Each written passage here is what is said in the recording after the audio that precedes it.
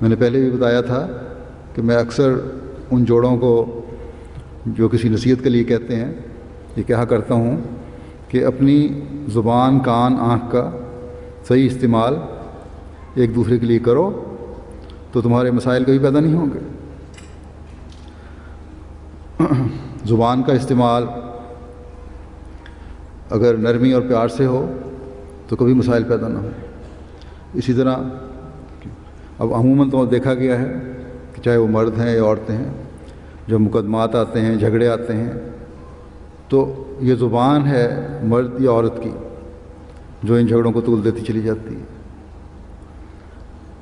اور ایک وقت ایسا آتا ہے جب پھر انہوں نے فیصلہ کر لیا ہوتا ہے یا فیصلہ کرنے کی طرف جاتے ہیں کہ ہم اکٹھے نہیں رہ سکتے۔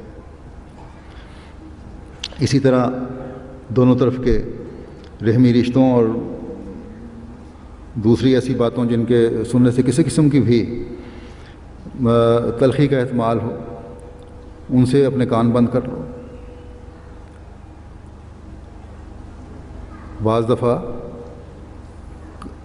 اگر ایک شخص کو یا ایک فریق کو غلط بات کرتا ہے تو دوسرا بھی اس کو اسی طرح ترکی بترکی جواب دیتا ہے۔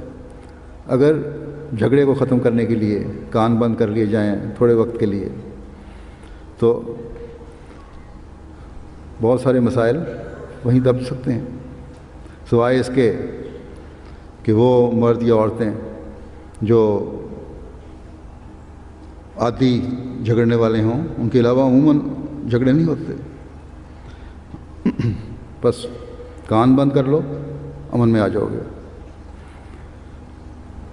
ایک میں واقعہ بتایا کرتا ہوں، اور یہ سچا واقعہ ہے کہ خاوند اور بیوی جھگڑا کر رہے تھے، ایک چھوٹی بچی ان کو دیکھ رہی تھی اور بڑی حیران ہو کے دیکھ رہی تھی۔ تھوڑی دیر بعد ان دونوں کو خیال آیا کہ ہم غلط کام کر رہے ہیں۔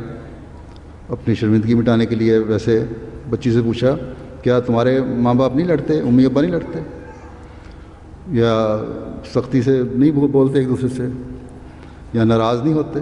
اس نے کہا ہاں، اگر میرے باپ کو غصہ آتا ہے تو میری ماں خاموش ہو جاتی ہے، اور ماں کو غصہ آتا ہے تو باپ خاموش ہو جاتا ہے، تو ہمارے ہاں لڑائی آگے نہیں بڑھتی۔ تو یہ نیک اثر بھی ہے بچوں پہ پڑتا پھر اس سے۔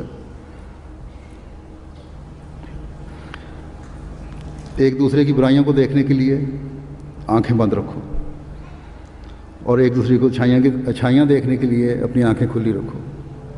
آخر ہر شخص میں، چاہے وہ عورت ہے یا مرد ہے، اچھائیاں بھی ہوتی ہیں، برائیاں بھی ہوتی ہیں۔ مرد عموماً پہل کرتے ہیں، میں نے دیکھا ہے، عورتوں کی برائیاں ان کو نظر آنی شروع ہو جاتی ہیں، اور پھر جواباً جب عورتیں برائیاں تلاش کرنی شروع کرتی ہیں تو اتنی دور تک نکل جاتی ہیں کہ پھر واپسی کے راستے نہیں رہتے۔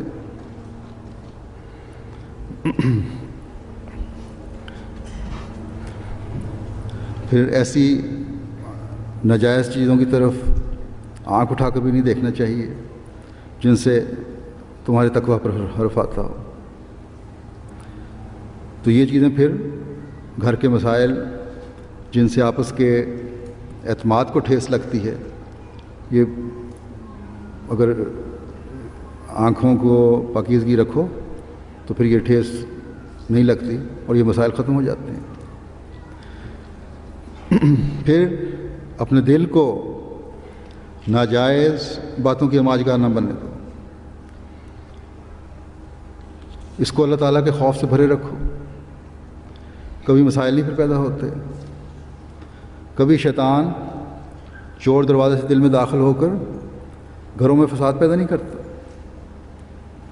شیطان کوئی ایسی شخصیت نہیں ہے جو جس کا پتہ لگ جائے کہ کس طرح آیا۔ ہر بری صحبت، ہر برا دوست جو تمہارے گھر کو برباد کرنے کی کوشش کرے، جو خامد کے خلاف یا ساس کے خلاف یا نند کے خلاف یا خامد کو بیوی کے خلاف بھڑکانے کی کوشش کرے، یا کوئی ایسا چھوٹی سی بات کر دے جس سے دل میں بے چینی پیدا ہو جائے، وہ شیطان ہے۔ بس ایسے شیطانوں کا خیال رکھنا ہر مومن اور مومن کا فرض ہے۔ اور پھر جب یہ اعتماد قائم ہو جاتا ہے تبھی یہ جو اس بندھن کی جو بنیاد ہے وہ مضبوط ہو جاتی ہے۔ اگر یہ اعتماد ختم ہو جائے تو وہی محل جو پیار اور محبت کے عہد کے ساتھ تعمیر کیا گیا ہوتا ہے زمین بوس ہو جاتا ہے، بلکہ کھنڈر بن جاتا ہے۔